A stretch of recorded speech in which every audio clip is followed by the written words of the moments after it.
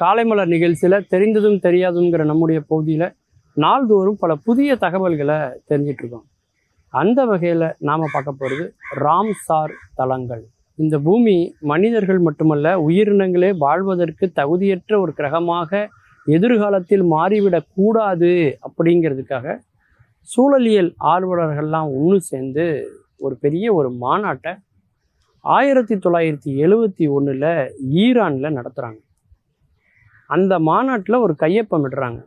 அந்த உடன்படிக்கைக்கு பேர் தான் ராம்சார் அப்படின்னு அது பேர். என்ன முடிவு பண்ணுறாங்கன்னா, உலகம் முழுக்க இருக்கக்கூடிய அந்த சதுப்பு நில காடுகள், சதுப்பு நிலங்கள், குறிப்பாக அந்த ஈர நிலம், அதை நம்ம பாதுகாக்கணும் அப்படின்னு ஒரு முடிவு எடுக்கிறாங்க. ஏன்னா அந்த ஈர நிலங்களில் தான் மீன்கள் முட்டையிடும். மீன் இனத்தினுடைய பெருக்கம் அந்த ஈர நிலத்தில் தான் இருக்குது.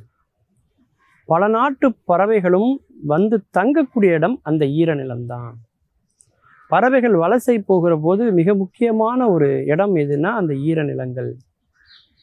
அது மட்டும் இல்லாமல் அந்த பறவைகளினுடைய தீனி போடக்கூடிய இடமாகவும் அந்த ஈர நிலங்கள் தான் இருக்கிறது. அந்த ஈர நிலங்களை பாதுகாக்கணும்னு ஒரு முடிவு எடுக்கிறாங்க. அப்படி இந்தியாவில் பார்த்தீங்கன்னா 1982 2014 வரைக்கும் பார்த்தீங்கன்னா கிட்டத்தட்ட ஒரு 18 இடங்களை ராம்சார் தலங்களை அவங்க அறிவிக்கிறாங்க. அது மட்டும் இல்லாமல் அதன் பிறகு பார்த்தீங்கன்னா அதனுடைய எண்ணிக்கை அதிகரித்து கொண்டே வருகிறது. தமிழ்நாட்டில் ராம்சார் தலங்கள்னு ஒரு சில இடங்களை அறிவிக்கிறாங்க. அப்படி 2014 24 வரைக்கும் பார்த்தீங்கன்னா ஒரு 60 இடங்களுக்கு மேலே ராம்சார் தலங்கள் கண்டுபிடிக்கப்படுது.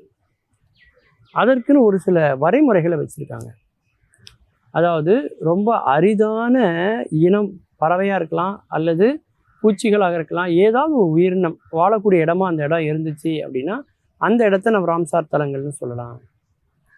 அது மட்டும் இல்லாமல் ஒரு 2000க்கும் மேற்பட்ட பறவைகள் போகக்கூடிய இடமாக இருந்தால் அது இந்த ராம்சார் தலமாக நம்ம அறிவிக்கலாம். நீர்நிலைகளில் பாதுகாக்கப்பட வேண்டிய நீர்நிலையாக அது இருந்து அதில் பார்த்தீங்கன்னாக்கா ஒரு பறவைகள் தங்கி உணவருந்தக்கூடிய ஒரு இடமாகவும் வலசை போகக்கூடிய இடமாகவும் இருந்தால் அதை அறிவிக்கலாம் அப்படின்னு அவங்க ஒரு சில கருத்துக்களை வச்சுருக்காங்க. அந்த அடிப்படையில் சில இடங்களை தேர்வு செய்கிறாங்க. அப்படி சமீபத்தில் அந்த பட்டியலில் சேர்ந்திருக்கக்கூடிய 2 இடங்கள் என்ன அப்படின்னு பார்த்தீங்கன்னா, ஒன்று நஞ்சராயன் பறவைகள் சரணாலயம், இன்னொன்று கழுவெளி பறவைகள் சரணாலயம். ஏன்னா இந்த உலகமே இன்னைக்கு இருக்குவதற்கு காரணம் பறவைகள் தான். அந்த பல்லுயிர் பெருக்கத்துக்கு எது அடிப்படைனா பறவைகள். இன்னொன்று நீரில் வாழக்கூடிய மீன் இனங்கள். இந்த 2 இனமும் இல்லைன்னா இந்த உலகத்தில் மற்ற உயிரினங்கள் இல்லைன்னே சொல்லிடலாம். அந்த அளவுக்கு இன்றைக்கி செடி பூப்பதாக இருக்கட்டும், காய்ப்பதாக இருக்கட்டும், அதிலிருந்து மகரந்த சேர்க்கையோ அயல் மகரந்த சேர்க்கையோ எல்லாமே பார்த்திங்கன்னா பறவைகள் அப்படின்னு நம்ம சொல்லலாம். அந்த அளவுக்கு மிக முக்கியமானது. அந்த நஞ்சராயன் பறவைகள் சரணாலயம் எங்கே இருக்குன்னா திருப்பூரில் இருக்குது. திருப்பூர் மாவட்டத்திலேருந்து 10 கிலோமீட்டர் தொலைவில் ஊத்துக்குழி அந்த தேசிய நெடுஞ்சாலை பக்கத்தில் இருக்குது அந்த பறவைகள் சரணாலயம். அங்கே போய் பார்த்தீங்கன்னா தெரியும் எப்பேற்பட்ட ஒரு நீர்ப்பரப்பு, பல்லாயிரக்கணக்கான உயிரினங்களுக்கான வாழ்வாதாரமாக அந்த இடம் இருக்குது அப்படிங்கிறது அங்கே போய் பார்த்தீங்கன்னா தெரியும். அந்த நஞ்சராயன் அப்படிங்கிறவர் யார் அப்படின்னா அந்த மண்ணை ஒரு காலத்தில் ஆண்ட ஒரு மன்னருடைய பெயர் அது.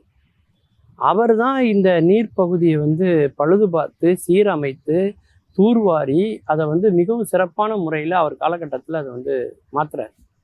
அந்த நன்றியினுடைய அடையாளமாக அந்த இடத்துக்கு அவர் பேரிலேயே அது அழைக்கப்படுகிறது. கழுவெளி பறவைகள் சரணாலயம் அது பார்த்தீங்க அப்படின்னா நம்முடைய பாண்டிச்சேரியிலேருந்து வடக்க விழுப்புரம் மாவட்டத்தில் அந்த கோரமண்டல் கடற்கரை ஒட்டி பகுதிகளில் அது இருக்குது. இந்த கழுவெளி பறவைகள் சரணாலயத்தை பார்த்தீங்கன்னா 3 விதமாக பிரிக்கலாம். ஒன்று உவர் நீர், இன்னொன்று உப்பு நீர், இன்னொன்று நன்னீர். கழுவெளி அப்படிங்கிறது நன்னீர். அப்படி நீர்நிலை ஒன்றாக இருந்தாலும் கூட அதில் உள்ள பிரிவுகள் தனித்தனி பிரிவுகள் இருக்குது. ஒவ்வொரு பிரிவுகளும் ஒவ்வொரு விதமான இனத்துக்கு, பறவைகளுக்கு, மீன்களுக்கு, பல் உயிர்களுக்கு காரணமாக இருக்குது. அப்படி 3 பேர் சங்கமிக்கக்கூடிய இடமாக அந்த இடம் இருக்குது. முகத்துவார பகுதியாக இருக்கட்டும், அப்படி எல்லாமே ஒவ்வொரு விதத்தில் இருக்குது. அப்படிப்பட்ட இந்த உயிர் சூழலியல் மண்டலங்களை நம்ம பாதுகாக்கணும். உத்தரப்பிரதேசத்தில் கூட தாவா அப்படின்னு சொல்லி ஒரு நீர்த்தேக்கம் இருக்குது. இந்த மாதிரி பகுதிகளை பாதுகாப்பதற்காக ஏற்படுத்தப்பட்ட ஒன்று தான் வந்து ராம்சார் தலங்கள். மீண்டும் பல புதிய தகவல்களோடு அதில் அறியப்படாத பக்கங்களோடு உங்களை சந்திக்கிறேன். நன்றி, வணக்கம்.